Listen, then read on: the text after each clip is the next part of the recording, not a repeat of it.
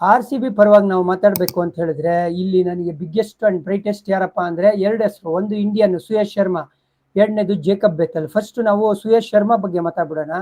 10 game ಆಡಿದ್ದಾರೆ, 4 wicket ತಗೊಂಡಿರೋದು ಇವರು. ಬಟ್ ಇವರು ನಿಮ್ಗೆ ಜ್ಞಾಪಕ ಇದ್ರೆ 2 ಗೇಮ್ನ ನಮಗೆ ತಮ್ಮ ಅದ್ಭುತ ಬೌಲಿಂಗ್ ಇಂದ ಗೆಲ್ಸ್ಕೊಡ್ತಾರೆ. 1 against Mumbai Indians at Mumbai. Suryakumar Yadav ಅಂತ ದಿಗ್ಗಜ ಬ್ಯಾಟರ್ಗೆನೆ ಗಂಜಿ ಕುಡಿಸ್ಬಿಡ್ತಾರ್ರಿ. ಆ ಟೈಮಲ್ಲಿ ಹೊಡಿಬೇಕು, ಹೊಡಿಯೋಕ್ಕಾಗದೇ ಬೌಲಿಂಗ್ ಮಾಡ್ತಾರೆ. ಆಮೇಲೆ ನಮ್ಮ ಚಿನ್ನಸ್ವಾಮಿ ಸ್ಟೇಡಿಯಂ ಅಲ್ಲಿ ಆ ಕ್ರೂಷಿಯಲ್ 18ನೇ ಓವರ್ ಬಂದು MS ಧೋನಿಗೆ ಬಂದು ಮಾಡಿ ಕೇವಲ 6 ರನ್ ಕೊಡ್ತಾರಲ್ಲ, ಅದನ್ನು ಮರೆಯೋಕ್ಕಾಗುತ್ತಾ ನೀವು? ಹಾಗಾಗಿ ಸುಯೇಶ್ ಶರ್ಮಾ ಇವರು ನಾಳೆ ಅಂತಾರಾಷ್ಟ್ರೀಯ ಮಟ್ಟದಲ್ಲಿ ಭಾರತಕ್ಕೆ ಮಿಂಚೋ ಸಾಧ್ಯತೆ ಇರುವಂತ ಒಬ್ಬ ಬೌಲರ್. ಜೇಕಬ್ ಬೆಥೆಲ್ 1 ಇನ್ನಿಂಗ್ಸ್ ಅಲ್ಲೇ ತೋರಿಸ್ಬಿಟ್ಟಿದ್ದಾರೆ ಅವ್ರ ಕೇಪಬಿಲಿಟಿ ಏನು ಅಂತ. ಈಗ ಆಲ್ರೆಡಿ ಇಂಗ್ಲೆಂಡ್ ಟೀಮಲ್ಲಿ 3 ಫಾರ್ಮ್ಯಾಟ್ ಅಲ್ಲಿ ಇವ್ರನ್ನ ಇನ್ಕ್ಲೂಡ್ ಮಾಡಬೇಕು ಅಂತ ಟೆಸ್ಟ್ ಅಲ್ಲೂ ಆಡಿಸ್ತಾ ಇದ್ದಾರೆ ಅಗೇನ್ಸ್ಟ್ ವೆಸ್ಟ್ ಇಂಡೀಸ್.